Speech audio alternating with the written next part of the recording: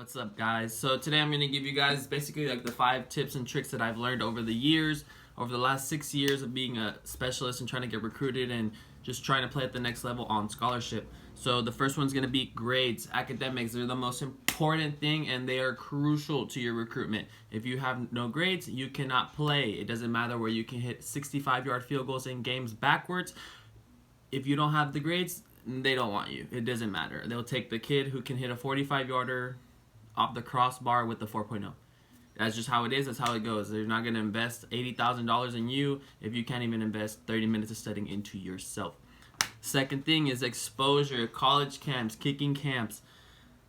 There's a ton of them, guys. You guys, and they range from all over the country. It doesn't matter where you live. There is someone who can train you or help you get exposure, whether it be your college coach, whether it be an outside training source. It doesn't matter. Please don't look at my pimple. Anyway, number 3, stats. What you do on the field is going to be very beneficial because it doesn't matter if you can kick 60-yard field goals if you're pushing them all left or all right. It doesn't matter. Make your kicks in the game. Number 4 is going to be rankings, college camps, recruiting camps, 5 stars, 4 stars, all that star stuff. Number 5, social media. It can either help you get recruited or it can help you ruin your recruiting. So we're just going to talk about the ups and downs of social media and how they can help. Alright, so getting back to grades. Grades is the first thing, and I can personally speak from grades because I always had issues with my grades. See, guys, I'm not the smartest student. I'm not the brightest student. I'm not even the best student. I'm not the worst student because obviously if I was the worst student, I wouldn't be here trying to help other people. So in high school going to D1 out of high school is your easiest bet because college coaches love high school kids. They will always choose high school kids over junior college kids. The only time a college coach will choose a junior college kid is when his high school kids that he recruited suck. So JUCO, you have to be the best. If you're gonna go JUCO if you're gonna try to go D1 out of JUCO, you need to be the best, and you need to prove to these coaches that you're better than everyone else.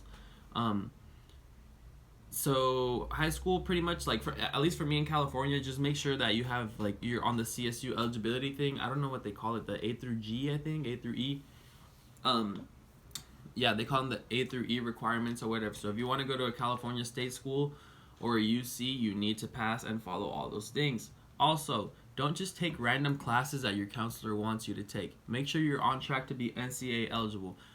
I had a preferred walk-on out of Alabama, the University of Alabama. I got called. They gave me a preferred walk-on. Couldn't go because I was missing 1 year of English. So make sure you know where you want to go, and if you are open to going anywhere across the country, make sure that you're taking classes that will transfer over and will count, because there's no worse feeling than having to say no to a school, especially a school like Alabama, because you're missing a year of English because you didn't know. If you're a JUCO guy like me, make sure you're a qualifier out of high school. If you know you're gonna go JUCO out of high school, make sure you're a qualifier. It makes everything so much easier. You can leave after a semester or maybe after 1 year. You don't have to stay and get your AA. If you're a bounce back, Division I bounce back like me, you need that 424. You're a 424 guy, and you need your associates. Unless you're going to go play NAIA. If you are going to play NAIA football, you do not need an associate's degree. However, the higher your GPA, the more scholarship money you're going to get, because they don't give out full rides.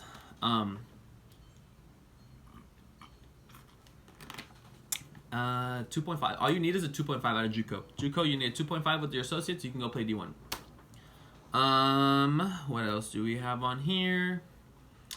Oh, do not trust counselors to do your stuff for you. Try and learn as much as you can about the process and the academic requirements and all that stuff before relying on your counselor to do everything for you. I've had a few teammates that just put all their trust into their counselor, and it ended up screwing them over at the end of the year. So just make sure you're NCAA eligible. Make sure you have an associate's degree. Once you have that degree in your hand, no one can tell you anything. You already have it. All that's left is on them. You have what you have. You have what you need and you don't need anybody else. Number 2, exposure. Exposure is crucial to this game, man.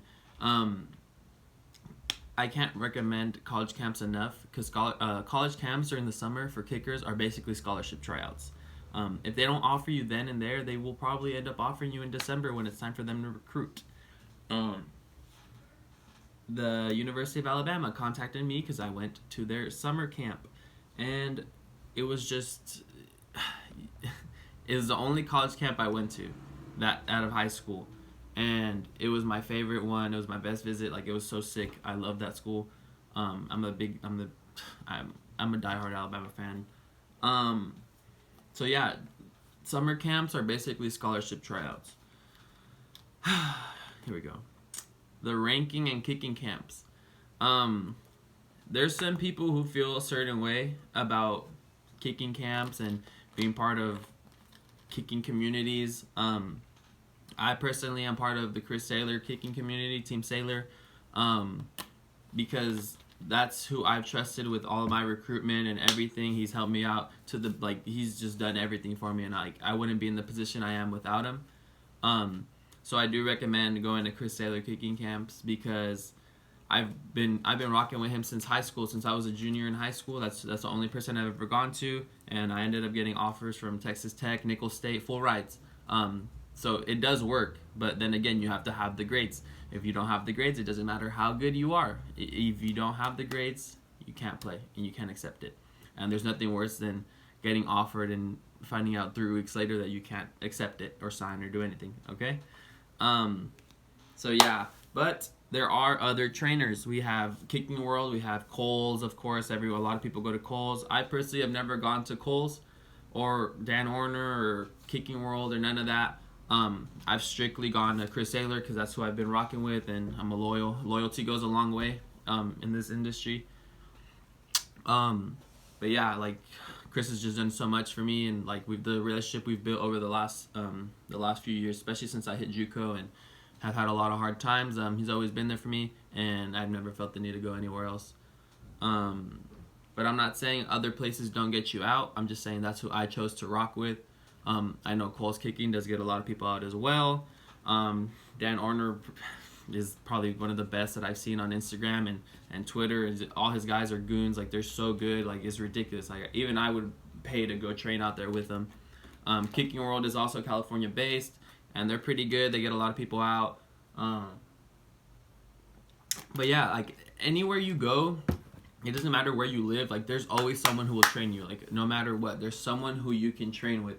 And if there isn't anyone in your specific area, I'm sure there's other kickers in your area too that you can either kick with, or you guys can help each other out.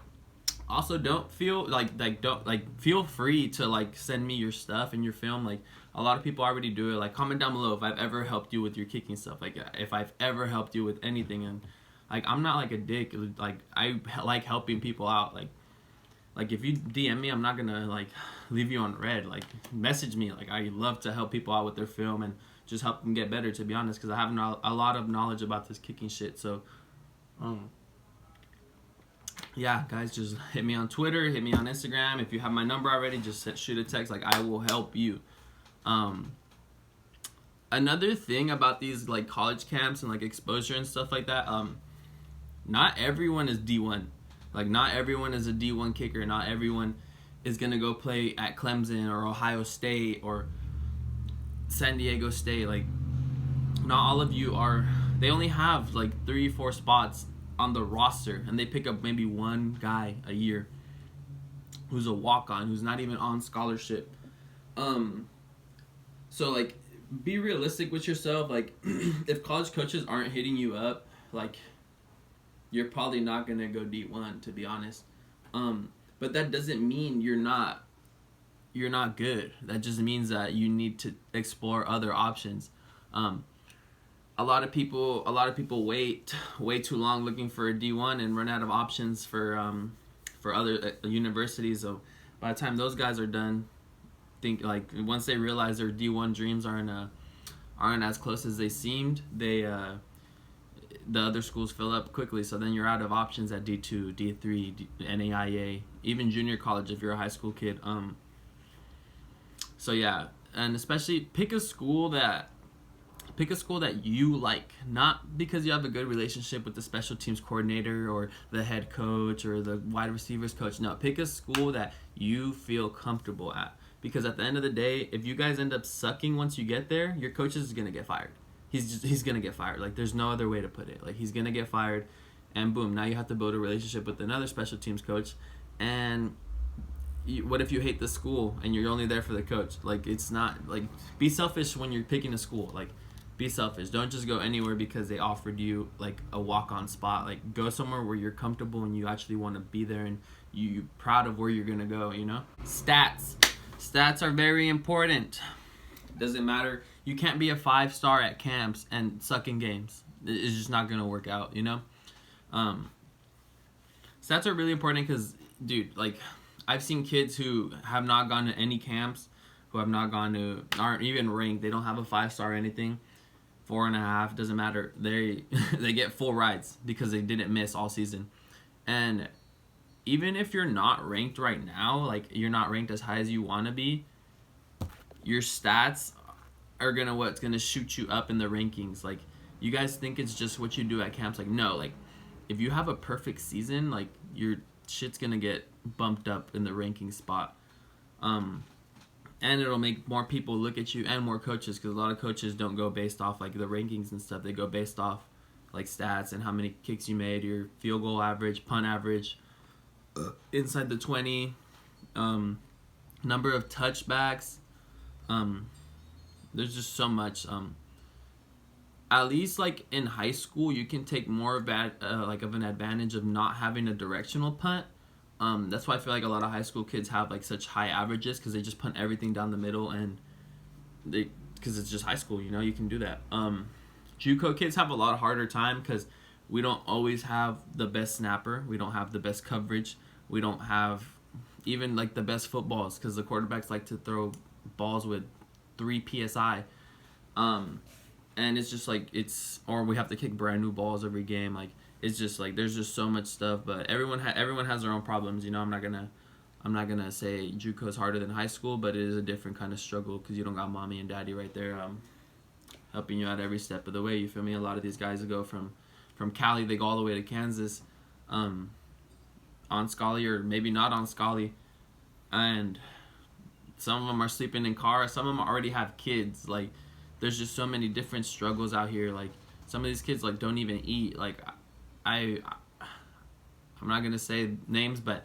there's been a couple guys that I've had to help out with food here and there, just because I know what it's like to be hungry. Yeah. So your huddle your huddle's super important. You have to put your best kicks on there. Coaches don't want to see PATs. They don't want to see PATs. They want to see the long field goals. They want to see touchbacks. They want to see hang time, and they want to see consistency. They look at the steps. They look at everything, and they count them. And they look back. And some of the best special teams coordinators in the country have told me, like, what's my kicking routine right before games, pregame, and I used to not be ready for these questions, but like over the years, you kind of just pick up and learn how to improvise on the go.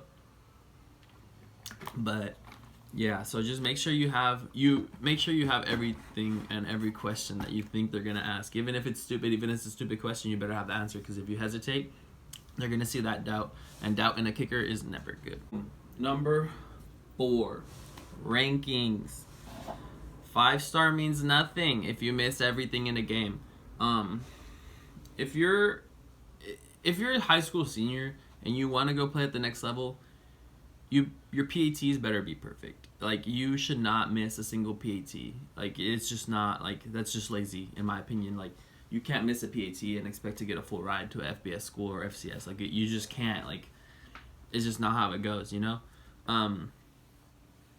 Also, like, a big thing for me is, like, people who are, like I said it earlier, like, if you can't be a 5-star at camps and be a 2-star in the game. Like, what you do at camps has to eventually translate to what you're actually doing in the games, because, like, there's nothing more disappointing than, like, having a shitty game and like everyone talking shit to you saying, oh, how are you a 5-star, how are you ranked so high, blah blah blah, you can't even make this field goal. Like, no, like that's shitty. That's a shitty feeling. And obviously teammates shouldn't be talking to you like that, but as kickers you all know how it goes. Also, I would say just like consistency and like loyalty to whoever is ranking you or whatever, like that does help and go a long way, because if they see that you're not going to other camps and you're not like repping other kicking companies and communities, like it goes a long way, because they tend to push for you more.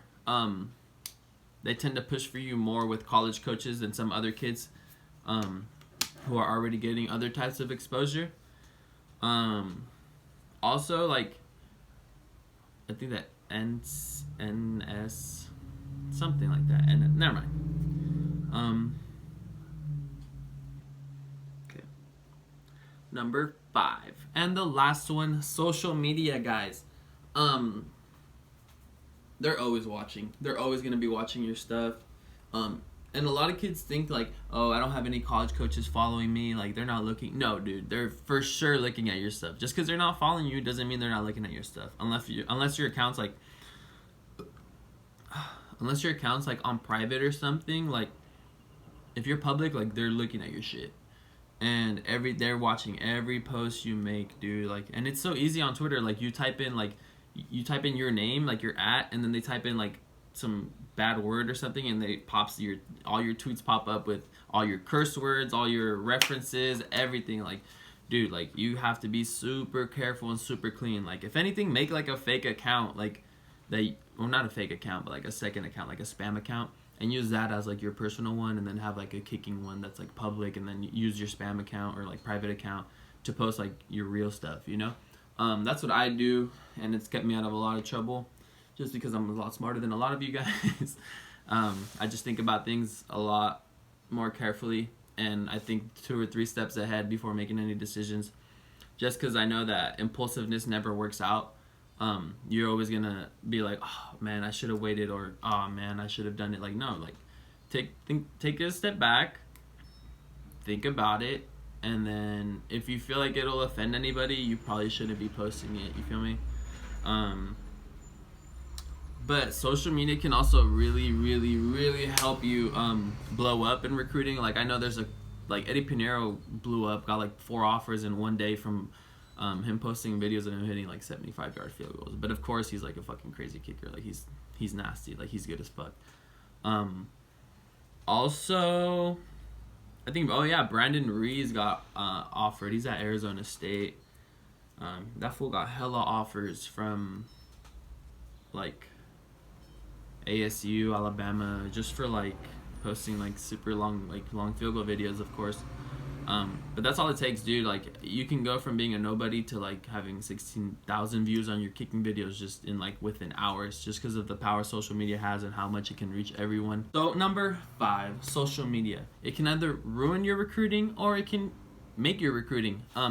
Like for me personally, like I get a lot of messages from coaches. Like when I used to get messages from coaches, they would tell me like, hey, I saw your video, you're really impressive, send me your transcripts, send me your stats, like boom. Like I've never talked to this coach before in my life, but he saw my video and now he's interested. Like, and these are from FBS programs like Texas Tech, Colorado, Syracuse, Bama.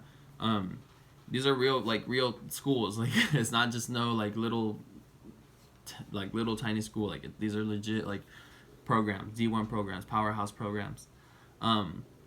Also, they're always watching your stuff, dude. Like, even if they're not following you, they're still looking, because they have prospect